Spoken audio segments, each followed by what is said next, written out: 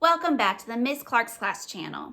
So far in Science Night, we've learned it's a new school year and Miss Clarke has assigned each of her students a classroom job duty.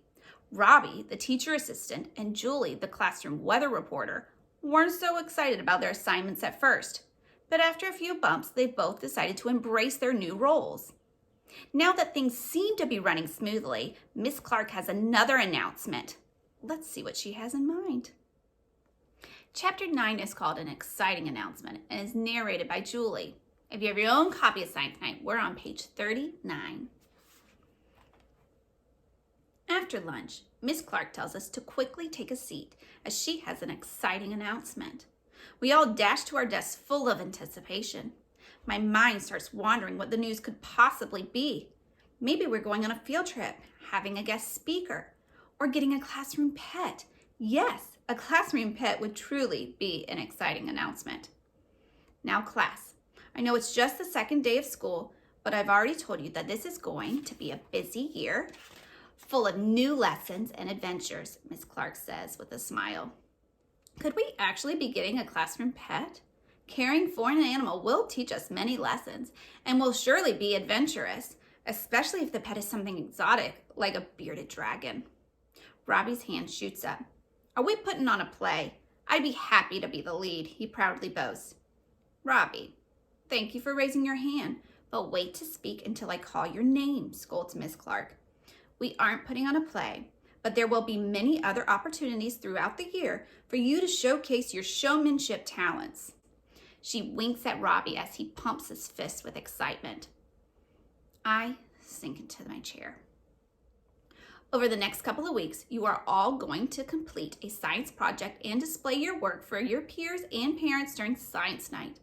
You can come up with your own topic or take one from this list I'm handing out, she says. I sink into my chair some more. Be as creative as you want. Just be prepared for questions as there will be 3 judges selecting the winners, she adds. It's clear to me that Miss Clarke has no clue what an exciting announcement really means. Not only are we not getting a classroom pet, but I have to present a science project in front of everyone?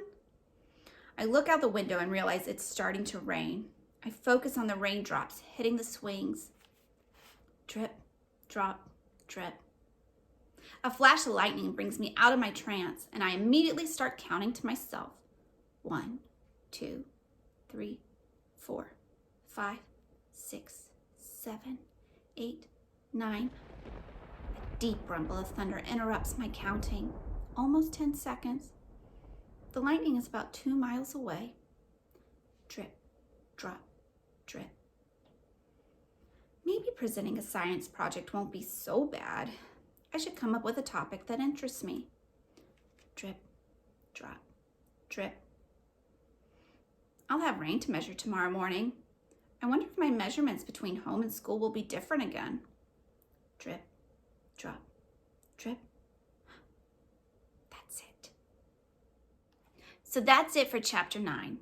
Although Julie's initial reaction to Miss Clarke's Science Night announcement was, well, nervousness, I think she has a topic in mind. I wonder what Robbie's thinking. Let's find out. Chapter 10 is called Science Project and is narrated by Robbie. If you have your own copy of Science Night, we're starting out on page 43. As Miss Clarke explains all the science fair project requirements, I immediately start trying to figure out a project idea that will win me first place. I obviously can't use a topic off her list. I have to come up with my own creative topic that will wow the judges. If one of the judges is Mr. Robertson, the school librarian, I know I can win him over with cats. He loves cats. It's obvious by all the cat posters in the library.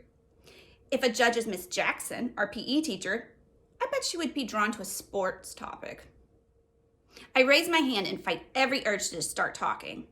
Yes, Robbie, Miss Clarke says as she points to me.